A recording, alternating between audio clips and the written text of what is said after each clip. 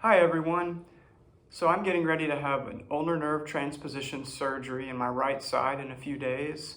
And I'm also a classical pianist and music professor.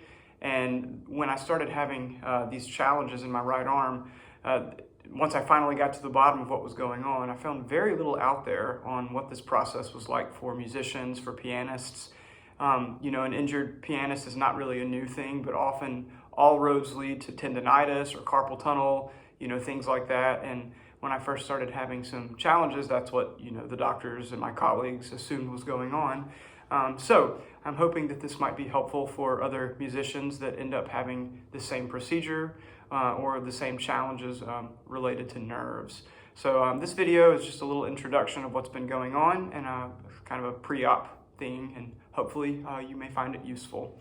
So several months ago, I started having these weird symptoms in my right side. It was kind of all of the sudden, but more of an advanced progression of what had been going on. So one day I was playing for a choir rehearsal at my school, and after a fairly simple rehearsal, I was noticeably fatigued. My right arm was just kind of dead. It wasn't so much that it hurt, and that's what one of the things that's been difficult to explain. Everyone wants to know, where does it hurt? It hurts when you play, and it's like, no, it doesn't really hurt when I play. It's not even so much of a pain thing. It's more of a weakness, a discomfort, this feeling like in my elbow something is just literally kind of pinched, compressed or tight. I use the example of like holding a coffee cup felt like it was, holding up 50 pounds or something. So not so much pain, more just weakness. And then I also started to notice that in my right hand, my fourth and fifth fingers were I had a little bit less control, a little bit less motion, and that was a little bit of a scary thing. To make somewhat of a long story short, I went to several doctors, finally found someone that I really trusted, that had worked with musicians, and he said, yeah, this is definitely something related to the ulnar nerve. So the ulnar nerve is the funny bone. It's the nerve that it starts up here and it runs all the way underneath the elbow here, and then ultimately into the fourth and fifth finger. And it controls those two fingers, or at least the second half of the fourth finger. And disclaimer, I'm not a medical expert, so forgive me if I say some things a little bit incorrectly. But in layman's terms, it controls the fourth and fifth finger, and we can call it the funny bone. Ultimately, I ended up having an EMG, which is a nerve study, and it's not fun. If you ever have to have one, go ahead and let you know it's not very comfortable.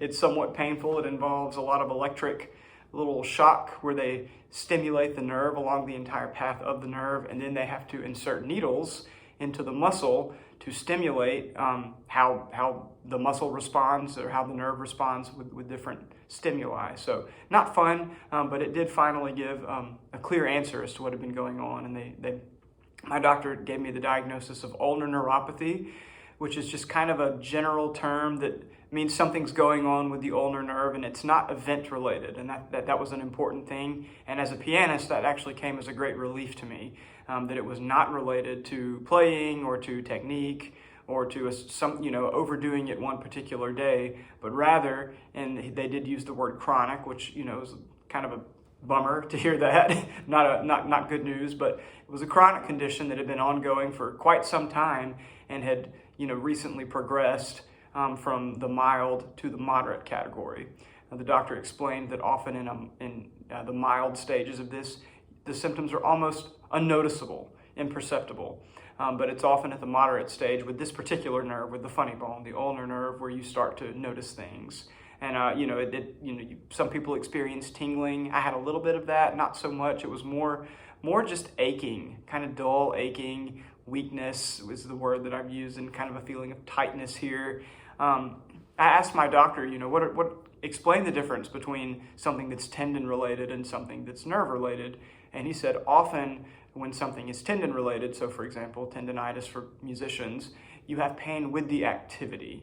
And if it's nerve related, you end up having pain or discomfort or tingling or numbness, any of those sorts of things at rest. So not with the activity, but randomly at rest afterwards, or even just waking up in the middle of the night or in the morning, that type of thing. So finally got my answer. So the doctor said that ultimately the only thing, the permanent solution for this is surgery. And again, that was another thing that I was very hesitant about. But as we started talking through these symptoms, I started to realize, oh, there have been other times in my life that I've had little symptoms, little flare-ups, an isolated incident by itself that would have been nothing.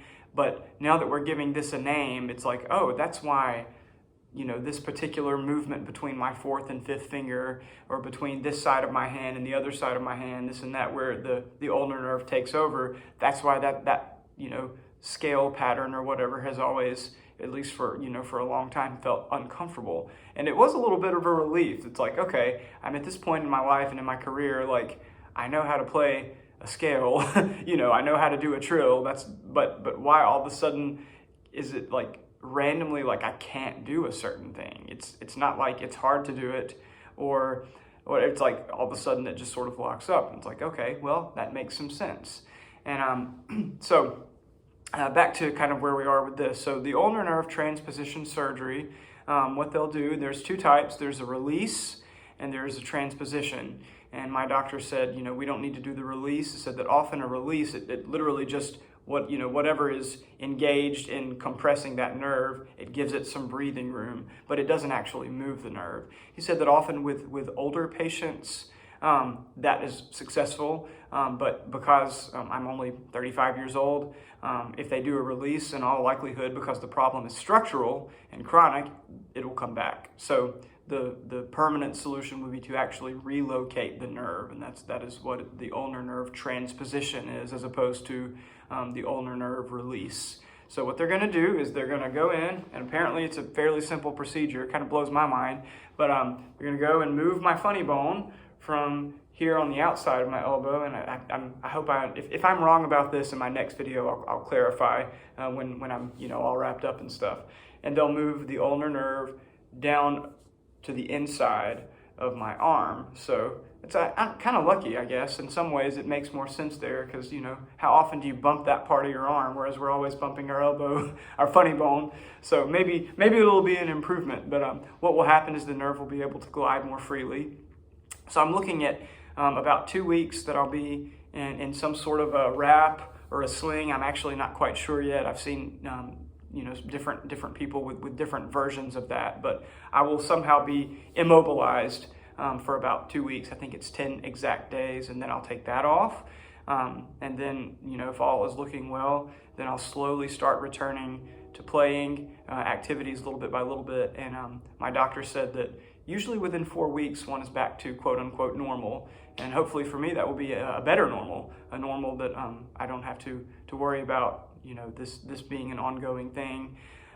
So yeah, that's where we are. I don't think I even mentioned very much about the beginnings of all this, but you got the gist of it. After that choir practice that I mentioned several months ago, I ended up having to cancel lots of performances, lots of collaborative, engagements, and it was really even more than the pain. I think this is, any musician will tell you that's suffered from any sort of an injury, whether it be playing related or affects you, even if it's not simply related to playing, as this, wasn't because of playing, but couldn't play when I was dealing with it. The psychology of it, the mental and emotional stress is far worse than the physical stress. And everyone that I've spoken with that's endured something like this has said, oh yes.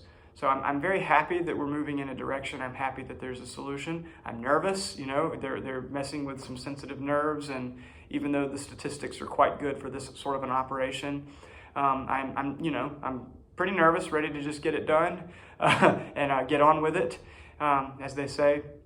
But it's also helpful to know that there really aren't any other better options because the condition is progressive. My doctor said, it definitely will get worse if we don't do anything.